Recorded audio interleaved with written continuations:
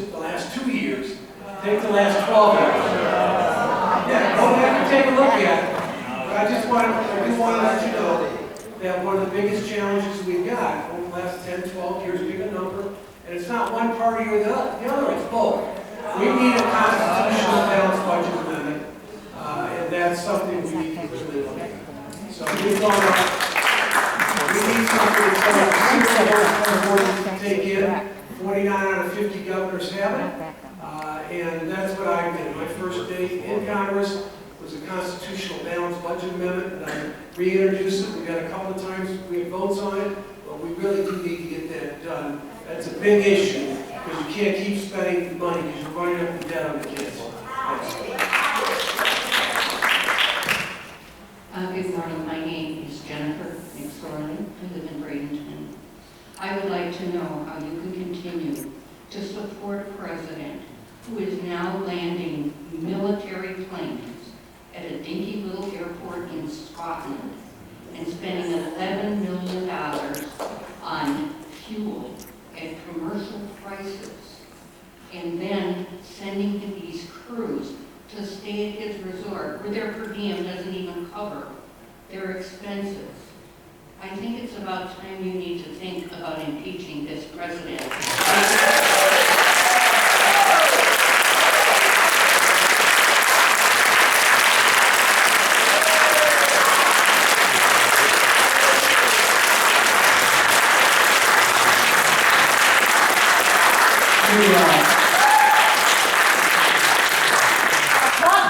You need to check in with Nancy Pelosi, because she's the boss, she's the speaker of the House. Standing lawyer, the bottom line is that she decides that, and she doesn't think it's enough top, and the American people don't need it.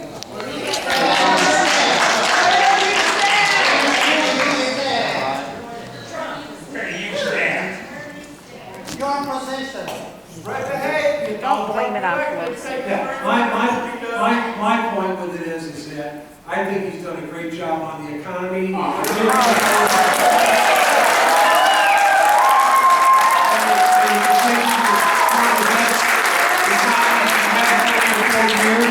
Unemployment's the lowest level, stock market's at an all-time high, bigger paychecks, there's a lot of good things going on.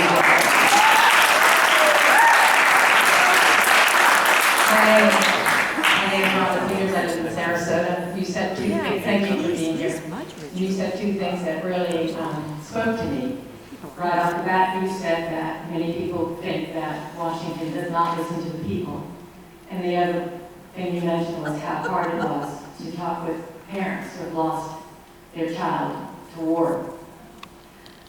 I think of 90% of the community, the world, the country believes that universal background checks are the answer.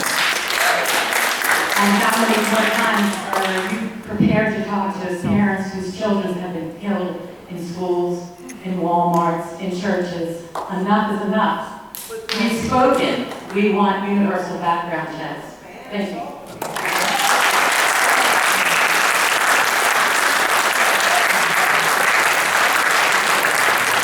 By the way, on that point, I agree.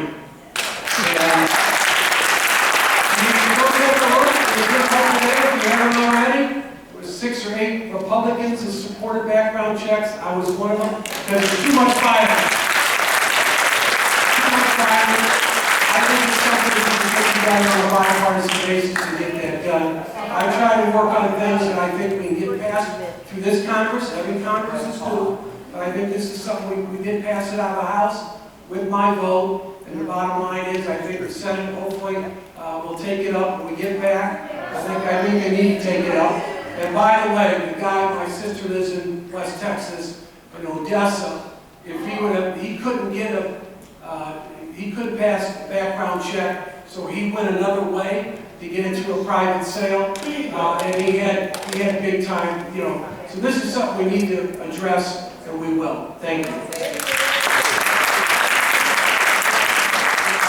My name is Jessica Zielman. I'm with Prodigal Daughters. We house women and children that have been in addiction or human trafficking or domestic violence. We are a Christ-centered home.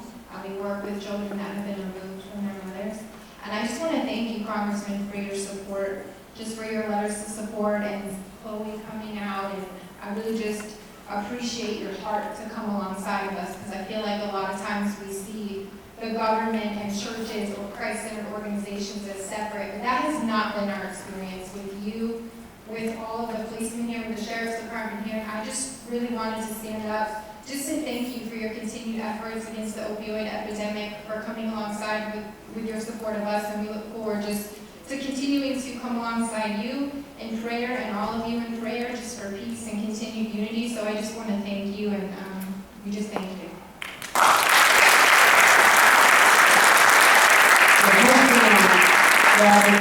Trafficking with young girls and children, that's a very bipartisan effort in the state. It's not one party or the other. I co-chair the delegation. We have 29 members of Congress, the third largest delegation, with Elsie Hastings. And Elsie and I are good friends. He's probably viewed as one of the more liberal members, but we're very good friends. I get back and go to his birthday party. But the bottom line, we all stand together on that. We're doing everything we can to help organizations like you. Thank you for what you do.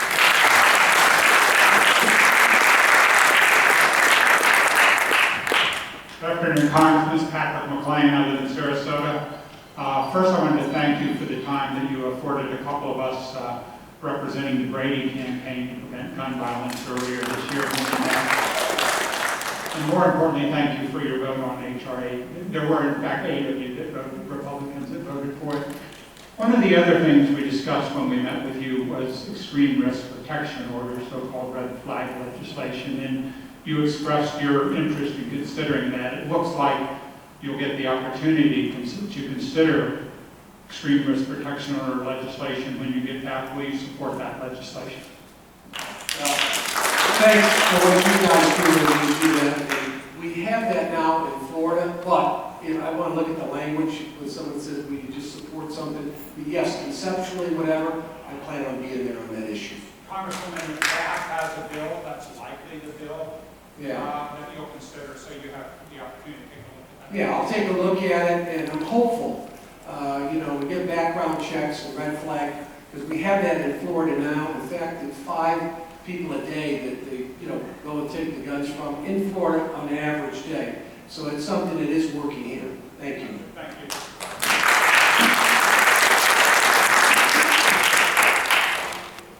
Okay.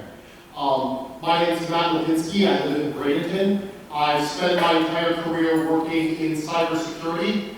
I think that free and fair elections are the foundation of American democracy, and I live in a great country in the world. And I am incredibly concerned that multiple nations in this country are developing cyber capabilities that have been used and likely will continue to be used to attack the integrity of American elections and the heart of American democracy. The National Academy of Sciences and Engineering came out last year with a very detailed report and recommendations after study of the issue in consultation with experts, and they have common sense recommendations like making sure that there are routine audits and a voter verifiable paper trail for all United States elections, making sure that the equipment that runs American elections is manufactured here in this country, not abroad in potentially adversarial nations. And so I wanted to call on you and encourage you to support the recommendations of the National Academies of Sciences and Engineering and ask why Congress has been so slow in moving to protect aspects that are so important to our American democracy.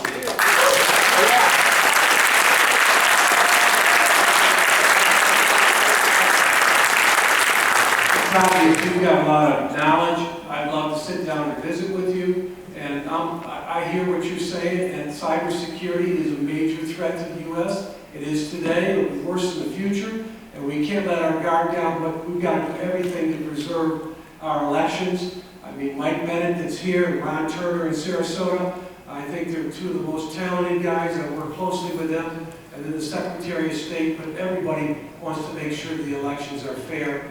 and we don't have any interference from the outside. That being said, there is. There's no question in my mind.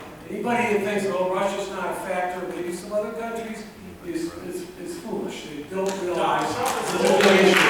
Yeah. Thank you for that. And if you get a minute, meet with me here, Sarasota, whatever, I want to talk to you more about that, what more we can do, because obviously we got your hands on that. Thank you.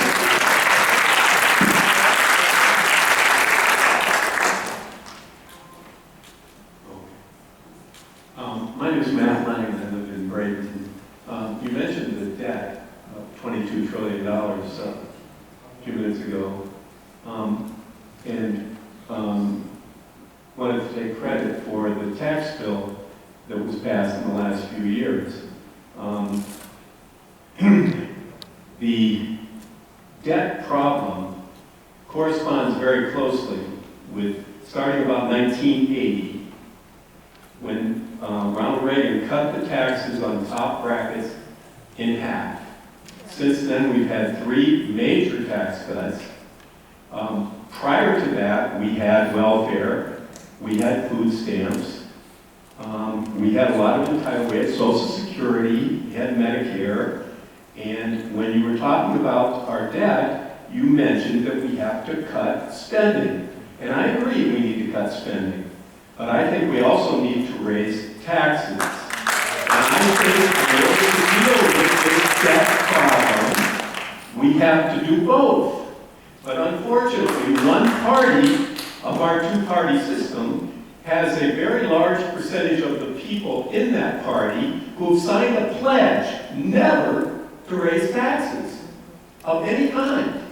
How can we deal with the debt problem if half of our political establishment refuses to accept the responsibility to tax us for what we want to have the government do?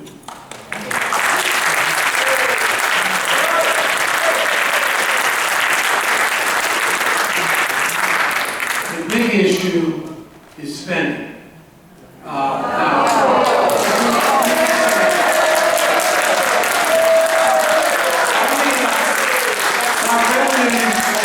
Revenues are up.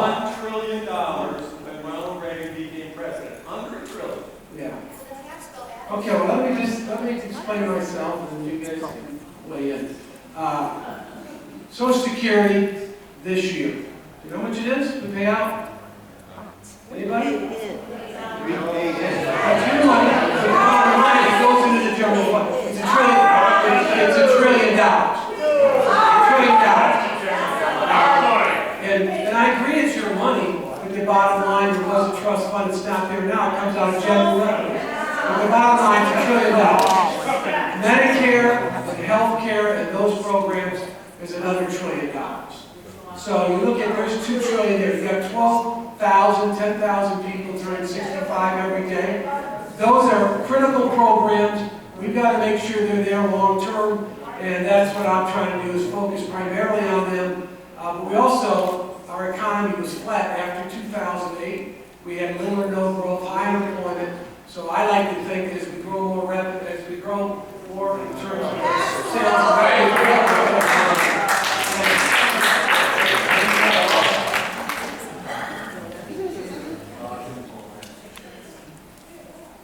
Yes, sir. We're coming upon the next anniversary of 9/11, when 3,000 people died in our own country. At this time, we've now killed about 1.5 million with our tax dollars in the Middle East. For your information, sir, I'd like to respectfully advise you that there are 3 legal court actions right now. One is criminal, alleging a conspiracy about 9/11. The action is being brought by over 3,000 architects and engineers. There are also over 260 high-ranking military officers. And you can go to militaryyalert.org and you will see their biographies and their affidavits and accusations. There is currently right now action in the court in Fort Lauderdale by a group of journalists called the Florida Bulldog, alleging conspiracy, murder, treason. The 28 pages that were kept secret by the FBI. We also have a man named Robert Mueller, who was the FBI director in Sarasota County, just down the street. Mr. Mueller refused to give evidence about a Saudi Arabian family that fled Prestancia, gated community, 2 weeks prior to 9/11. We all saw this on the news many years ago. But Mr. Mueller refused to provide that knowledge to the 9/11 Commission, and then years later, Mr. Comey refused to provide that evidence to the Congressional Review Panel, mandated by Congress. Sir, what will you do to inform your fellow associates in Congress about this allegation and crime called 9/11 that was perpetrated by individual rogue elements inside the United States government? Thank you.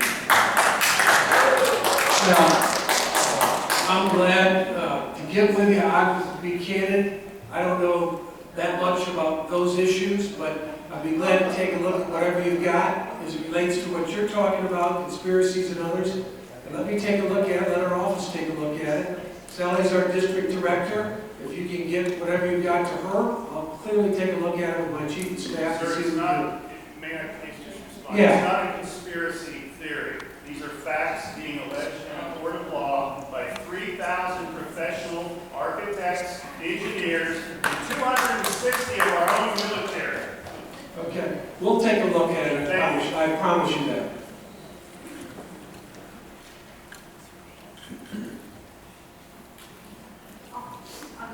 Hi, I'm Deb Pierce, and I live in Lakewood Ranch, and I worked for many years with non-immigrant students and scholars. Many visa holders, maintaining the conditions of their legal status in the United States, have earned the right to certain public benefits, such as the Earned Income Tax Credit, among other things. But this administration recently finalized a regulation that penalizes applicants for lawful permanent residency, the green card, and citizenship for having legally accessed these services. Will you support H.R. 3222, which has been introduced by Representative Judy Chu, to block funding to implement this unfair and unnecessary regulation? And thank you, I gotta thank you. I've been standing outside your office waving signs saying, "For town hall now," and you did it. Thank you so much. Anytime you need a town hall, just come outside my office and let me know, okay? Come on in. Judy Chu and I worked together on legislation. We just put a piece of legislation out 2 months ago. She's on the committee with me on the Ways and Means Committee out of California. So I'll get back with her. I'll see her this week, this coming week, and I'll talk to her about it, okay? Thank you. Hello, Madam Sarasota, thank you for being here today. My concern is that there's too much money in politics. I believe in one person, one vote, and I really oppose Citizens United.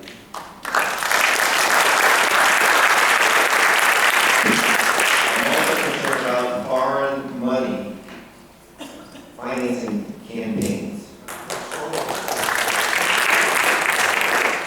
I don't know if there's anything that can be done to overturn Citizens United other than the Supreme Court overturning it, or can we pass an amendment to the Constitution or a new law in Congress?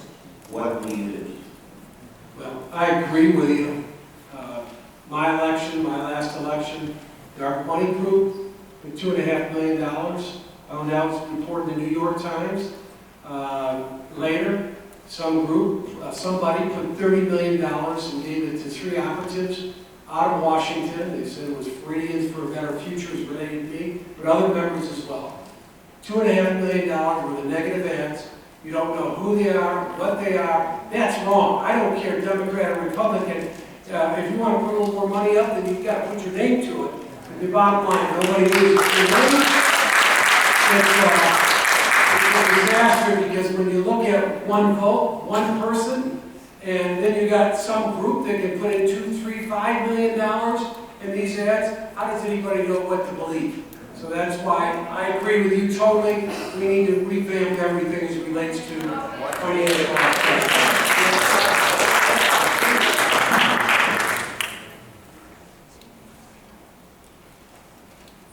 Hi, my name is Pat, and I consider myself a pretty savvy senior.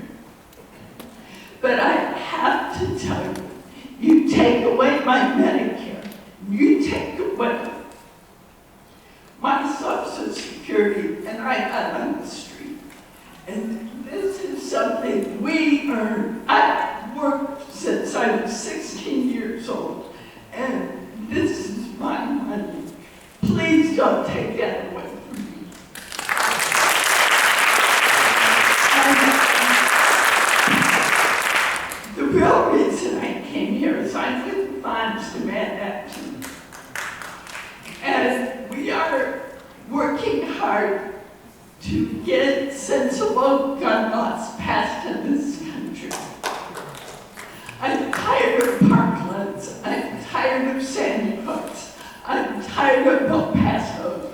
I was just in Orlando with a group of us, and we stood the bus stops, and I looked, and we were outside the Pulse nightclub.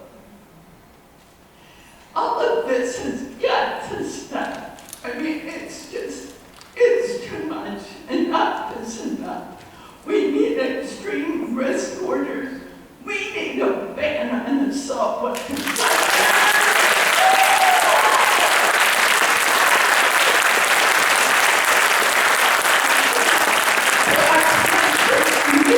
That as a member of Moms Demand Action, that's my personal opinion. They have no, there's veterans here. They know that those automatic weapons have no place on the street.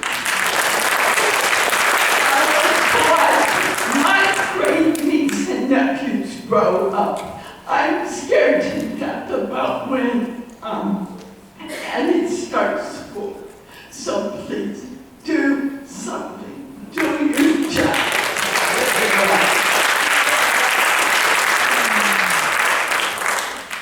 Thank you, and I agree with you. There's too much violence. That's why I was one of 8, someone mentioned, in terms of background checks. There's other things we need to do. So I hear what you're saying. I do want to make another comment in terms of Medicare and Social Security, and I agree Social Security is your money, but I also want to just mention that Medicare and Social Security in this district I have, 1/3. That's all they have for one reason or another. I had a brother-in-law that lost his business. He was in pretty good shape financially, but he lost it all during the 08 time frame. And so Medicare and Social Security are critical programs.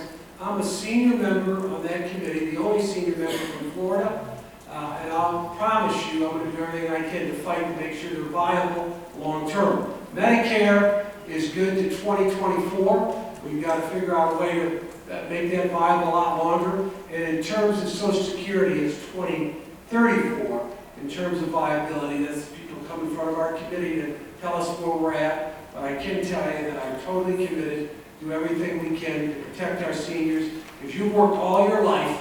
It's your money, and we've got to make sure we deliver on that, and we will.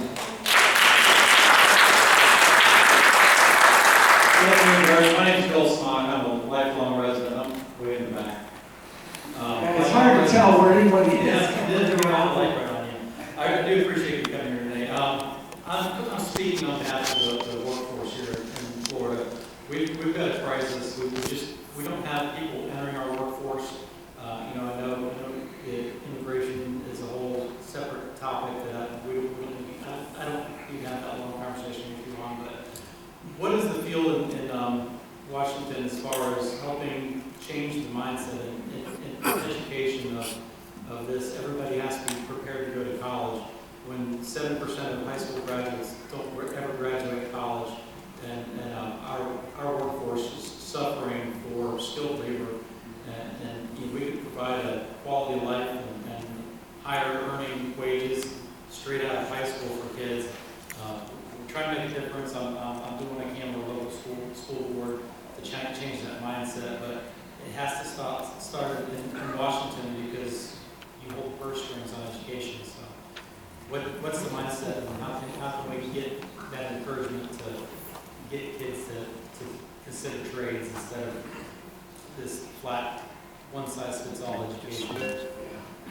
Well, I hear from so many small businesses who'll tell me the same thing. Last year, I'm sure many of you heard it. We've got work, we don't have workers. But yet, we have probably, you take a look at the number, in Florida, 30%, especially in the minority community, but kids in general, drop out of high school. My parents, I'm one of 6 kids, my parents worked in the factory for 30 years. My dad did 32 years. But when I went to high school, you could go and become an electrician or a plumber, and the unions worked with you to get that certification. I'm in business now, my son runs a business, and you can get a technician. You don't need a college degree. They can make $80,000 to $90,000 a year. In the construction industry, they can make a lot of money per year. So I agree with you. We got technical schools in Manatee and Sarasota County, Hillsborough as well. We need to get out there and tell the kids about the opportunity. The other thing I'll just tell you, that a lot of kids that are high schoolers, get a high school degree, start out as a carpenter, start out as a plumber or something, and then someday they end up in their own business and very successful, have 50 employees. And I'd say half the businesses out there don't have the person running it, the guy or the gal, don't have a college education. That's the reality of it is. So you get the kids in where they can make a decent living, take care of a family, but at the same time, the idea maybe they get their own business someday and they build a big